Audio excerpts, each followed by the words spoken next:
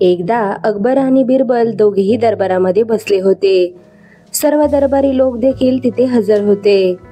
बादशाहच्या मनात एक प्रश्न आला. तो सर्वांना म्हणाला, मी तुम्हाला सर्वांना एक प्रश्न विचारतो. असा कोणी माणूस आहे का जो सर्व प्राणी आणि पक्ष्यांची भाषा बोलू शकतो? सर्व दरबारी लोक म्हणाले, आम्हाला असा माणूस माहीत नाही, कारण कोणताच माणूस प्राणी आणि पक्ष्यांची भाषा बोलू शकत नाही.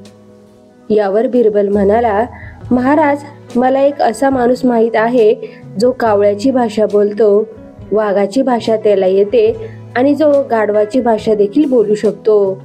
हे ऐकून बादशाह आणि दरबारातील सर्व लोक आश्चर्यचकित झाले.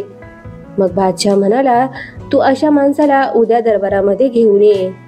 आम्हाला देखील बघायला आवडेल की एक माणूस प्राणी आणि पक्ष्यांची भाषा कसा बोलू शकतो. दुसऱ्या दिवशी बिरबलाने एका माणसाला दरबारामध्ये हजर केले.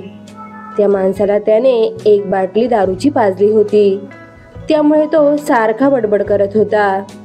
दरबारामध्ये दारू पिऊन आल्यामुळे बादशाह आपल्याला शिक्षा करेल हे त्याला माहीत होते, म्हणून तो सारखी बादशाहकडे विनवणी करत होता. बिरबल म्हणाला, महाराज, आता हा जो माणूस बोलतो आहे ती कावळ्याची भाषा आहे. नंतर बिरबलाने त्या माणसाला आणखी एक दारूची बाटली पाजली. तो माणूस आता पूर्णपणे नशेत होता. तो बादशाहसमोर जाऊन उभा राहिला आणि त्याला म्हणाला, तू स्वतःला काय मोठा राजा समजतोस काय? मी देखील माझ्या घरी राजाच आहे. मी इथं कोणालाही घाबरत नाही. बिरबल म्हणाला, महाराज, हा जो बोलतो आहे ती वाघाची भाषा आहे.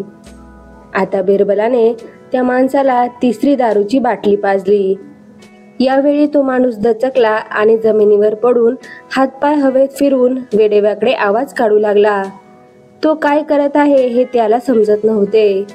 मध्येच तो सर्वांना शिव्या देत होता. बिरबल अकबराला म्हणाला, महाराज, आता हे जो बोलत आहे ती गाढवाची भाषा आहे. आता मात्र अकबर बिरबलाच्या हुशारीवर खूप खुश झाला आणि त्याने त्याला मोठे बक्षीस दिले.